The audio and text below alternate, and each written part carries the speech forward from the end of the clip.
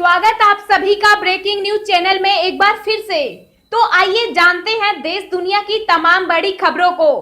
पर उससे पहले आपसे निवेदन है कि आप इस वीडियो को लाइक कर दें, शेयर कर दें ताकि हमारा हौसला बढ़ता रहे। देश में कोरोना संक्रमित मरीजों का आंकड़ा 19,13,542 के पार, अब तक 39,992 की मौत। जी हां, देश और दुनिया में कोरोना के केस लगातार बढ़ते ही जा रहे हैं। ताजा आंकड़ों के मुताबिक देश में अब तक 19,13,542 संक्रमण के मामले सामने आ चुके हैं और एक्टिव केस 5,88,334 हैं, जिसमें से अभी तक 39,992 लोग अपनी जान गंवा चुके। वहीं इसके बीच अच्छी खबर ये भी है कि अब तक 12,86,393 संक्रमित मरीज ठीक भी हो चुके। दुनिया भर में कोरोना वायरस की वजह से कुल 7,03,784 लोगों की जान जा चुकी है, जबकि वायरस से संक्रमित लोगों की संख्या 1,85,73,782 हो गई है। इनमें एक्टिव केस 60,91,460 हैं और खुशी की बात यह है कि अब तक 1,17,82,591 लोग ठीक हो चुके हैं। कड़े शब्दों में भारत की चीन को चेतावनी, कोई समझौता नहीं, जल्द से जल्द वापस बुलाएं सेना। जी हां, भारतीय सेना ने 5वें दौर की सैन्य वार्ता से चीन की PLA को स्पष्ट रूप से बता दिया है कि भारत की क्षेत्रीय अखंडता पर कोई समझौता नहीं किया जाएगा और स्पष्ट रूप से कहा है कि पेंगोंग और पूर्वी लद्दाख में कुछ अन्य तनातनी के बिंदुओं से सैनिकों को पीछे हटाए जाने के काम को जल्द से जल्द पूरा किया जाना चाहिए।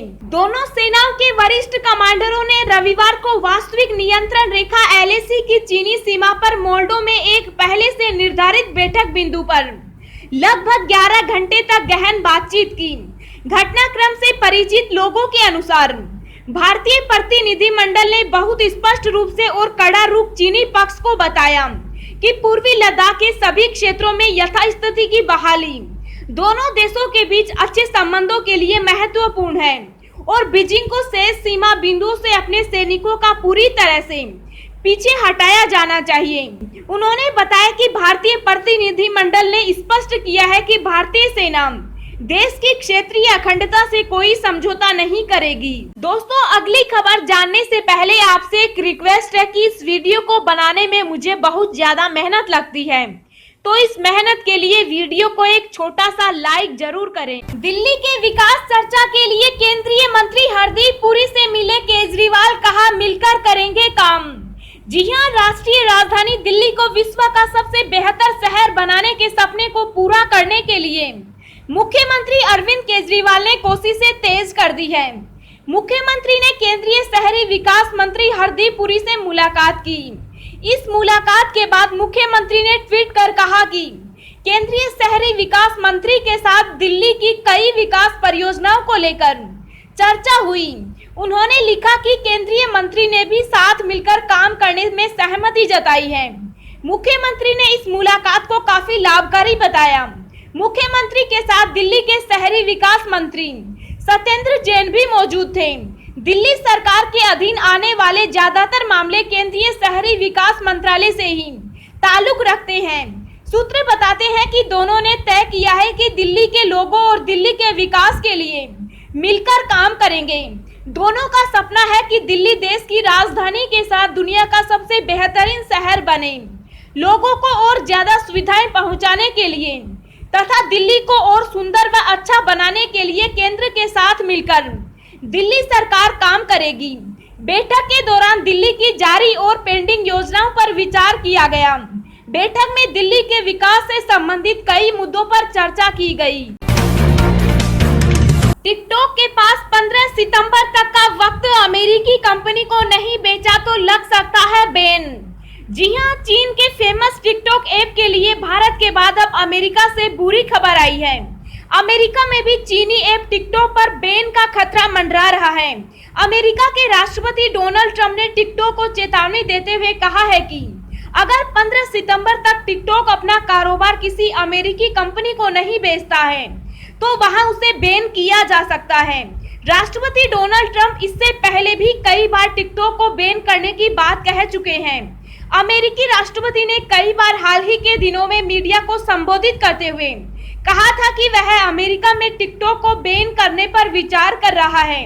कई मीडिया रिपोर्ट में दावा किया गया है कि दुनिया की सबसे बड़ी सॉफ्टवेयर कंपनी माइक्रोसॉफ्ट अमेरिका में टिकटॉक के कारोबार को खरीद सकती है। अमेरिकी वित्त मंत्री स्टीवन ने कहा था कि देश के मौजूदा हालत में चीनी ऐप टिकटॉक अपने मौजूदा स्वरूप में देश में नहीं रह सकता, क्योंकि ऐप से लगभग 10 करोड़ अमेरिकियों की जानकारी बाहर जाने का खतरा है। 2 दिन पहले ही अमेरिकी राष्ट्रपति डोनाल्ड ट्रंप ने व्हाइट हाउस में संवाददाताओं से कहा था कि वे टिकटॉक को प्रतिबंधित करने पर विचार कर रहे हैं। लद्दाख में चीन को जवाब देने के लिए भारत पूरी तरह से तैयार, आज इतने सैनिकों की हुई तैनाती। जी हां, लद्दाख में चीन को जवाब देने के लिए भारत पूरी तरह से तैयार हो गया है। इसके लिए भारत ने आज 15,000 से ज्यादा सैनिकों और कई हेवी टैंकों की तैनाती की है। बता दें कि चीन लगातार डीबीओ और देपसांग सेक्टर में सैनिकों की तैनाती करता रहा। इसके बाद भारत ने भी आज अपने सैनिकों की तैनाती की है। सूत्रों के मुताबिक लद्दाख के डीबीओ और देपसांग के विपरीत दिशा में चीन लगातार अपने सैनिकों को बढ़ा रहा है। अभी तक चीन ने इन स्थानों पर 17,000 सैनिकों की तैनाती की है। बता दें कि इन स्थानों पर चीन अप्रैल-मई से ही अपने सैनिकों की संख्या बढ़ा रहा है। इसके बाद खतरे की आशंका पर भारतीय सेना ने भी उन क्षेत्रों में अपने सैनिकों की तैनाती शुरू कर दी है। आज भारत ने इन क्षेत्रों में 15,000 से ज्यादा सैनिकों और टैंकों की तैनाती की है। बुजुर्गों को समय पर पेंशन दी जाए, वृद्धाश्रमों में लोगों को पीपीई और मास्क दें।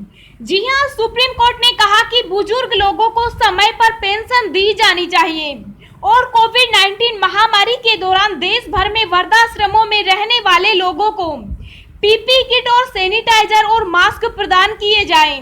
शीर्ष अदालत ने कहा कि बुजुर्ग लोग परेशानियों का सामना कर रहे हैं और प्रशासन को इस बात के लिए कदम उठाने चाहिए कि जहां उन्हें जरूरत हो मदद पहुंचाई जाए। न्यायालय ने कहा कि अधिकारियों को उन्हें समय पर पेंशन का भुगतान सुनिश्चित करना चाहिए और वृद्धाश्रमों में रहने वाले लोगों को पीपीई किट दी जानी चाहिए। उन्होंने शीर्ष अदालत में कहा कि करोड़ों बुजुर्ग अकेले रहे हैं और इस बात के लिए उचित निर्देश दिए जाने चाहिए कि पात्र लोगों को समय पर पेंशन मिले। ऐसे मेल और मैसेज से हो जाए सावधान, नहीं तो खाली हो जाएगा आपका बैंक अकाउंट। जी हां, पूरा देश इस समय कोविड-19 महामारी से परेशान है। ऐसे में ठग आपकी मजबूरियों का फायदा उठा रहे हैं। अगर आपको कोई ऐसा मैसेज या मेल आता है जिसमें कहा गया हो कि आपको फ्री में कोरोना टेस्ट किया जाएगा, तो ऐसे मैसेज के झांसे में न आए।